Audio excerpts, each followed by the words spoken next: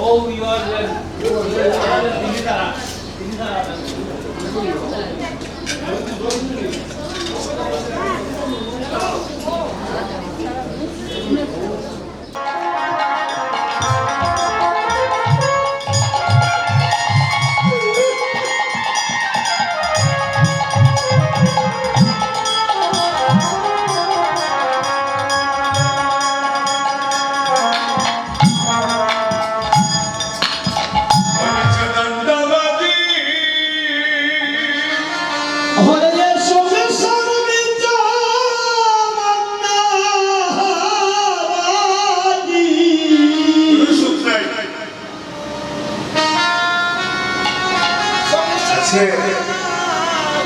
বড় সন্তুষ্ট হয়েছি,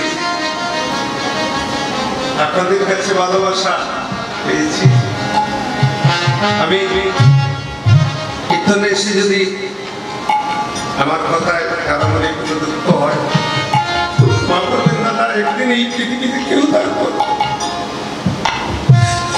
আজকে আমার মায়েরা বসেছে, বহু জন্ম করে গো মা এই সুন্দর মানব জন্ম পেয়েছি।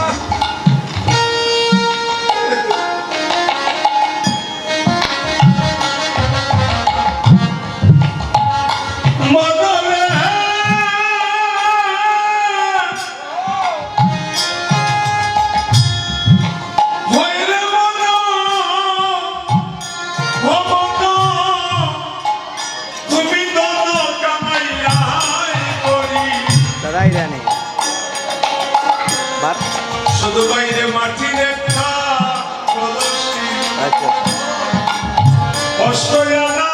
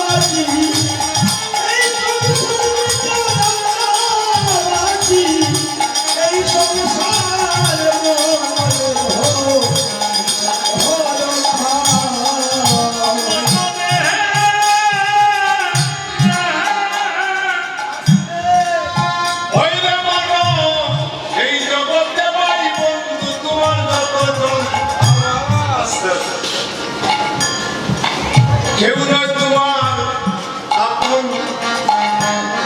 মরিয়া গেলে সবাই পরামর্শ করবে কেমনে বাঁচিয়া নিতে।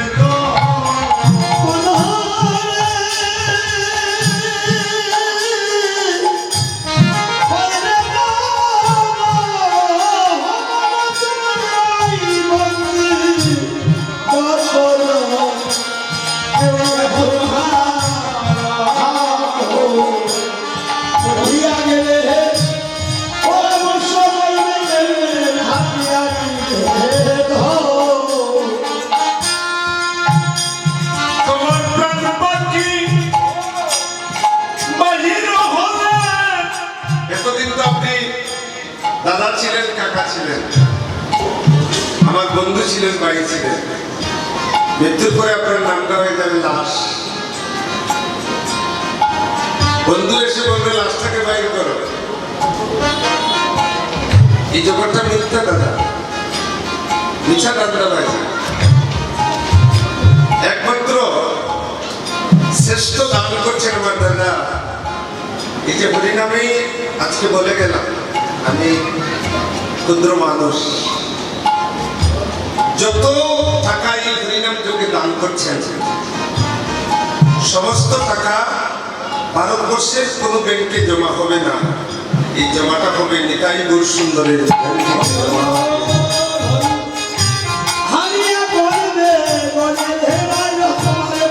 দান বাবা,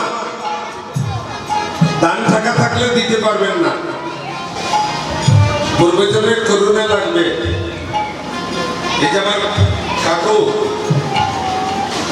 আমার জন্মের আগ থেকে কীর্তন দিচ্ছে,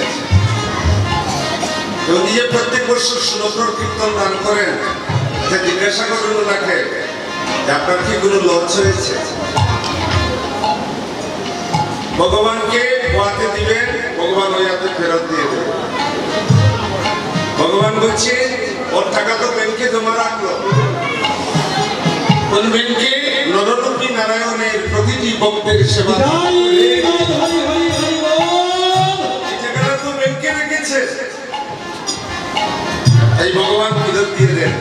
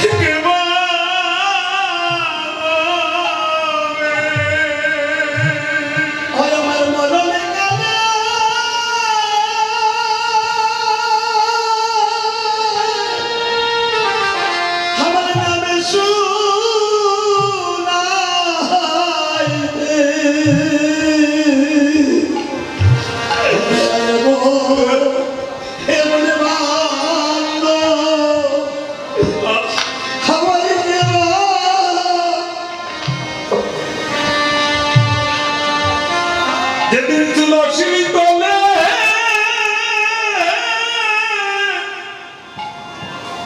আমায় দেবে কৃষ্ণা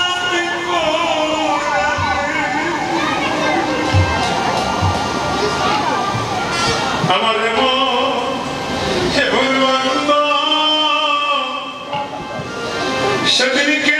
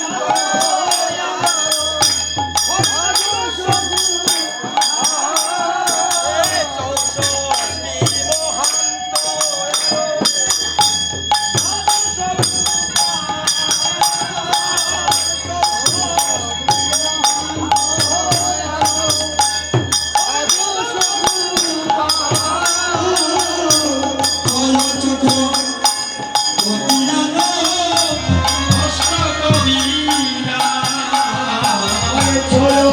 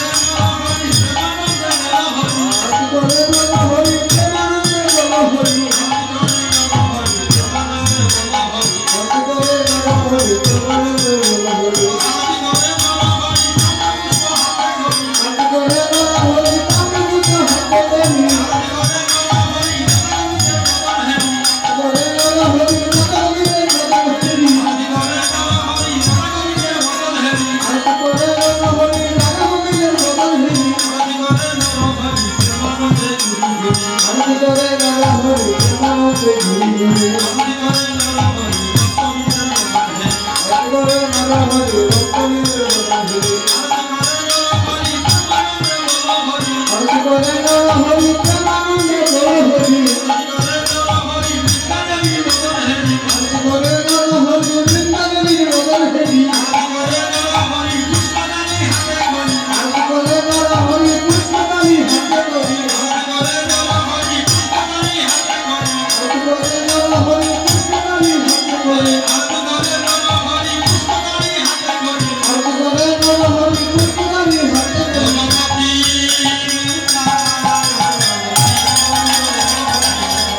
জগপতি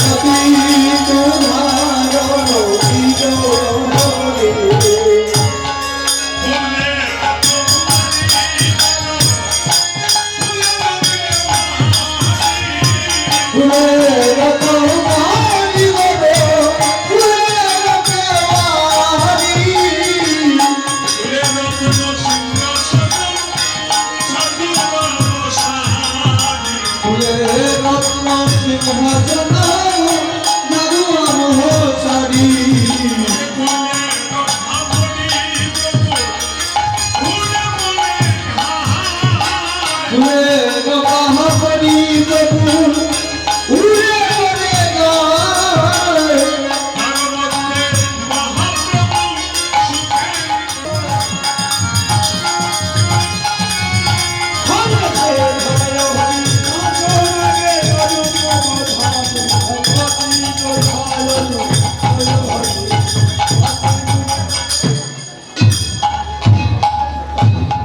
থেকে এখন পর্যন্ত আমার অনেক বুদ্ধিমতী মা বোন পেয়েছি যারা হংসশ্রোতার মতো বসে হরি কথা শ্রবণ করছে। আপনাদের চরণ কমলে এবং শতকোটি প্রণাম।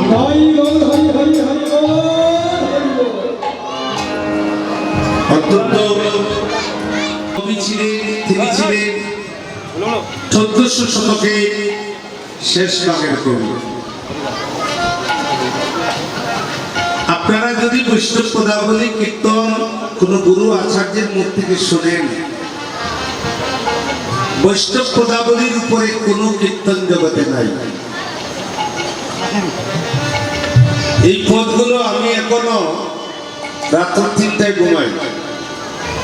আমার ব্যক্তিগত কথা বলছি, আপনারা 2টা লাইটে ফোন দিলে সুসুন্দর থেকে পাবেন। আমি লেখাপড়া বেশি করিনি, 89-এ আমি হায়ার সেকেন্ডারি দিয়ে আমার জন্মস্থান বাংলাদেশ আমি চলে এসেছি। বিদ্যার গৌরব রাই চৈতন্যের হাটে মূর্খজন বৈষ্ণব হইলে কত বিদ্যা কাটে, বিবর্জিত হয়ে গেছে। আমরা মা বাবা কত কষ্ট করে একটা ছেলে মেয়েকে মানুষ করে মাথার ঘাম পায়ে ফেলে, কিন্তু বিবাহের সময় ওই ছেলে মেয়েকে নিজ হাতে আর পাত্রস্থ করতে পারে না। প্রেম কাকে বলে? আমি মনে করি কীর্তনের সমস্ত ছেলে মেয়েদেরকে আহ্বান করার প্রয়োজন। ওরা যেন প্রেম কাকে বলে ওরা জানতে পারে। 1 বছর 2 বছর পরে ছেলে বগলের মধ্যে নিয়ে এই তো কুমারঘাট ত্রিপুরা 2টা মেয়ে এসে বলছে, কাকু আমাদের জীবনটা নষ্ট হয়ে গেছে। কি হয়েছে মা? বলে 17 বছর বয়সে মা বাবাকে না জানিয়ে পালিয়ে গিয়েছিলাম, ওই আমাদেরকে ডিভোর্স করে দিয়েছে।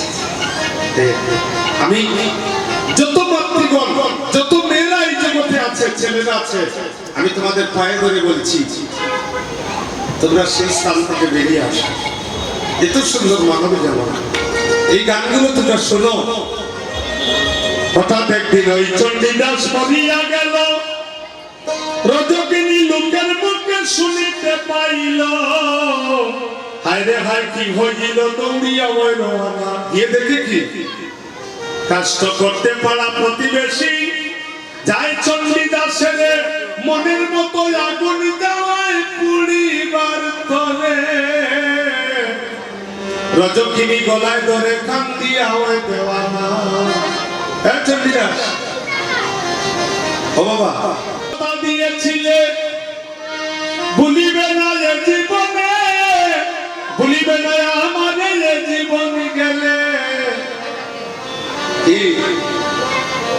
বলেছিলে জীবন মরণ আমায় তুইয়া যাবে না, বলেছিলে জীবন মরণ আমায় রাখিয়া যাবে না। আহা,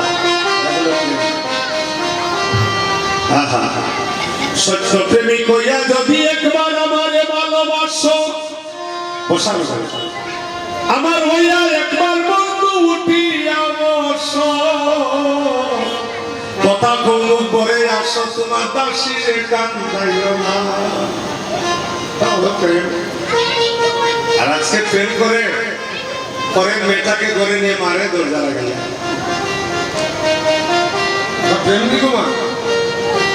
কত মা ঘরের কিনায় বসে কাঁদে গো, কত মায়ের চোখের জল ভেসে যায়, মা বাবা ভাই বোন সব ছেড়ে ওই করে আসে। তারা প্রেম জানতে হবে, সংসার সুখের হয় রমণীর গুণে, কিন্তু পিছনে একটা কথা লিখে দিয়েছেন, গুণবান পতি যদি তাকে তার শোনে প্রেম। রজকিনীর ডাক শুনিয়া চণ্ডীদাসে কি করে, জীবিত হইয়া রজকিনীর গোলাপে ধরে, হারানো দরজা পায় ফিরে তার মতো নাই সান্ত্বনা। এখন প্রেমটা করে, এই প্রেমের মধ্যে তো কোনো চাওয়া পাওয়া না, এই প্রেমের মধ্যে কোনো কাম শক্তি না, এই প্রেমের মধ্যে কোনো বিনিময় না, এই প্রেমটা হচ্ছে নিঃস্বার্থ প্রেম, ভালোবাসা। দুজন বেঁচে গেছে, বিনয়শীলে বলে বন্ধু সত্য প্রেমিক যারা, দুজন এক স্বর্গ নরক মানে না ধারা, প্রেমিকের প্রেম মার্কা মারা দম ছুটলেও প্রেম ছুটে না। দেখা যাচ্ছে এটা হলো কীর্তন, সমাজকে বার্তা দিতে হবে, যেন সমাজের আজকে কীর্তন শুনে যেন আনিপুর আমার দাদার বাড়িতে এই গ্রামের যদি দুইটা মেয়ে একটা ছেলে যদি ভক্তি পথ অবলম্বন করে, আপনার কীর্তন দেওয়া সার্থক হয়ে গেল। আপনাদেরকে যদি একটু আনন্দ দিয়ে যেতে পারি, আমার মানব জন্ম ধন্য হয়ে যাবে, তাই বড় আশা করে এসেছি। কারণ বলতে যদি কোনো ত্রুটি হয়, ত্রুটি তো হতেই পারে, বলতো মানুষ মাত্র হয়, যদি ত্রুটি হয় বাবা, আমার গুরুদেব এই লীলা করলে, এই লীলা গানটা করলে এখানে কেউ স্থির থাকতে পারবেন না। হ্যাঁ হ্যাঁ, আপনারা শুনবেন, ইউটিউবের মধ্যে চার্জ দিবেন, চার্জ দিয়ে বাইরে করবেন সদানন্দ দাস বাবাজি নবদ্বীপ, উনি লিখবেন যে রসদ গান লীলা, শুনলে দেখবেন হৃদয় ভরে যাবে। রাধা রানীর কাছে সখীরা বলছে, আমরা তো কোনো সেবা নিতে আসি নাই, আমরা বড় বাসনা করে এসেছি, আমরা তোর বদনে আমরা একটু কৃষ্ণ কথা শুনবো বলে।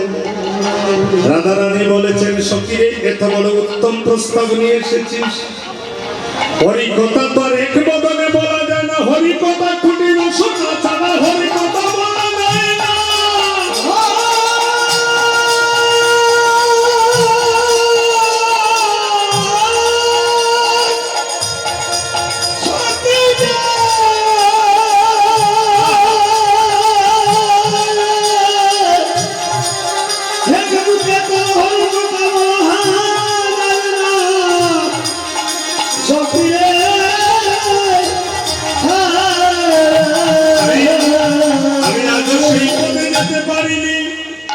হরিকথা যারা বলবে, আমার গুরুদেব বলছেন তারা পূর্ণ সদাচারী থাকতে হবে, নিষ্ঠাবান থাকতে হবে। হরিকথা যিনি বলবেন তার চরিত্র ফুলের মতো সুন্দর হতে হবে। শুধু মুখস্থ করে গান করে হরিকথা বলা যাবে না, হরিকথা বলতে হলে কোটি জন্মের বাচ্চার প্রয়োজন।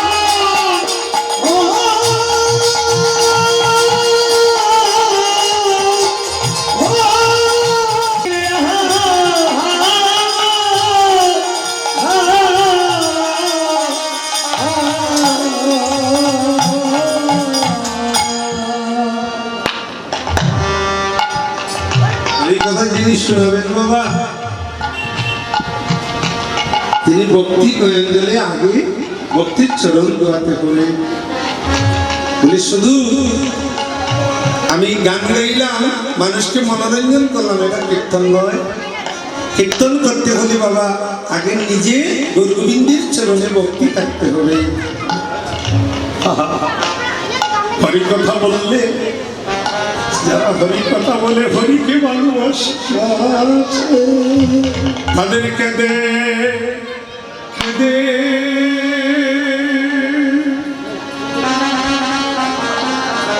তাদের জন্য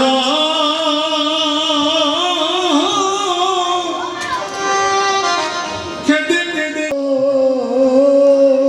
তারা আমার প্রাণে গোবিন্দ, যারা হরিকে ভালোবাসে বাবা, যারা গোবিন্দকে ভালোবাসে, তাদের সকালে খাইলে বিকালে খাওয়ার থাকে না। যারা হরিকে ভালোবাসে তারা জগতে কোনো ভালোবাসা চায় না।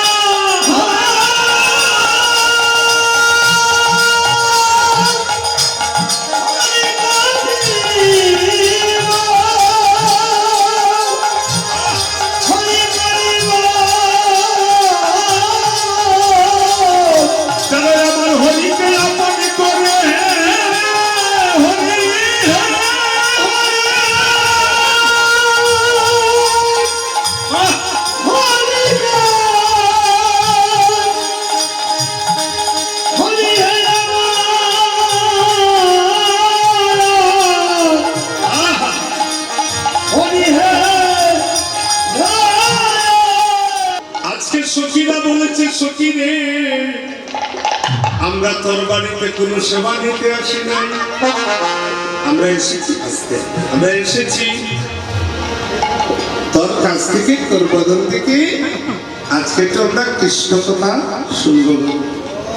কৃষ্ণ কথা শুনবে, আমার বধুর কথা তো জানে তারে বলা যায় না।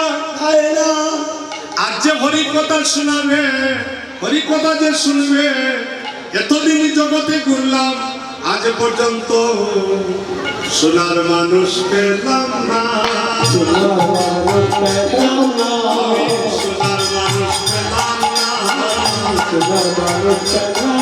হরি কাজে শোনাবো হরি কথা, সোনার মানুষ পেলাম না।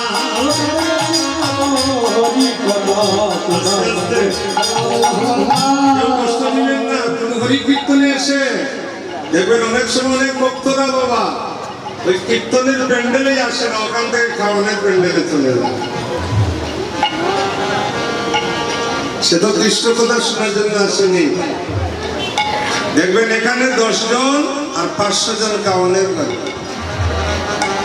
কেউ কেউ দেখবেন হরি কথা শুনতে এসে কি করবে, গোলায় গোলা গড়ি যাবে, হাগোবিন্দ হাগোবিন্দ বলে গোলায় গোলা গড়ি যাবে।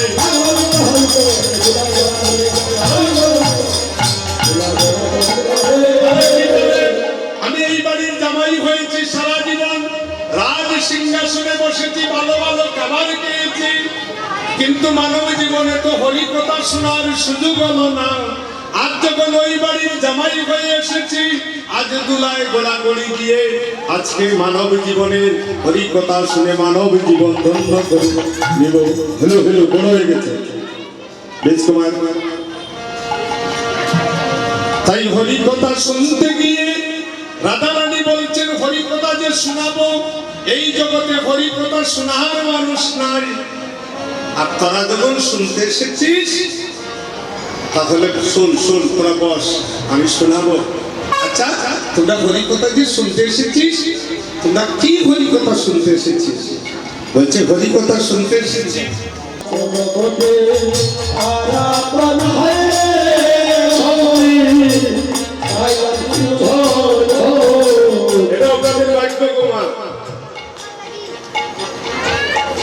আজকে বলে গেলাম, খ্রিস্টভক্ত স্বামী যদি কেউ হয়, তার স্ত্রীকে কোনোদিন কষ্ট দেয় না, সে তো হরের গরুনি। কোনো স্বামী তার ছোটবেলা তার মা বাবা মারা যাওয়ার পর, বিয়ের পর কোন স্ত্রীর কাছে প্রকার বেদে কোন সময় মায়ের ভালোবাসা,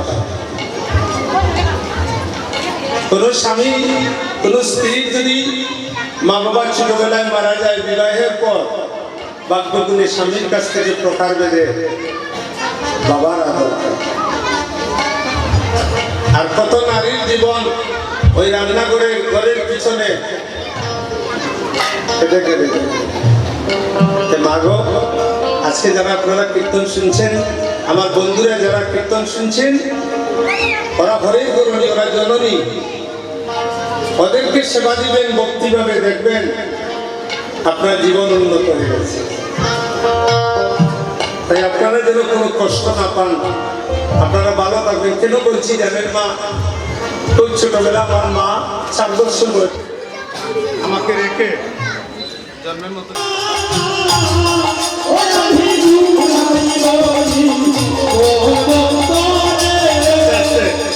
আজকে আমরা এই মূর্তি কীর্তনের সমাপনী থেকে টেনে আনবেন। যারা ভাগ্যবান দাদার বাড়িতে কীর্তন শুনলেন, আপনারা সেই ভাগ্যবান দাদাকে আশীর্বাদ করে যাবেন, উনি যেন ভালো থাকেন। আর আপনারা যারা কীর্তন শুনলেন, আপনারা প্রত্যেকের স্বামী স্ত্রী যারা খুব সুন্দর করে চলবেন। বাড়ি থাকে না, গাড়ি থাকে না, টাকা থাকে না, পয়সা থাকে না, কোনো দুঃখ নেই। স্বামী স্ত্রী উভয়ের মধ্যে কৃষ্ণ প্রেম অনুরাগ নিয়ে আপনাদের ছেলে মেয়েদেরকে শিক্ষা দিবেন, দেখবেন মঙ্গল হবে। আপনারা সবাই ভালো থাকবেন, সবাই সুখে থাকবেন। সব মাতৃগণ যেন আপনাদের চোখে যেন জল ঝরে নামা আমি প্রার্থনা করছি। আর সব দাদাদেরকে বলছি, জীবনে বৃন্দাবন নবদ্বীপ যেতে হয় না, এই আলিপুর থেকে ভজন পাওয়া যায় যদি আপনারা স্বামী স্ত্রীর মধ্যে কৃষ্ণ প্রেম অনুরাগ সৃষ্টি হয়।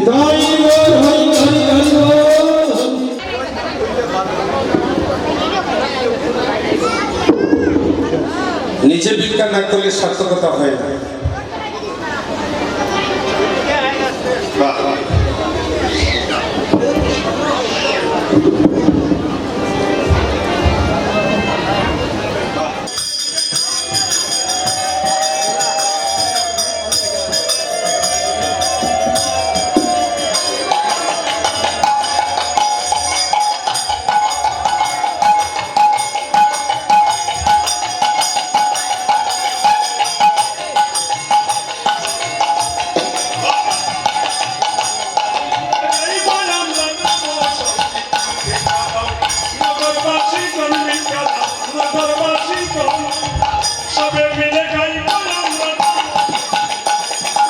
Krishna, Hare Krishna, Krishna, Hare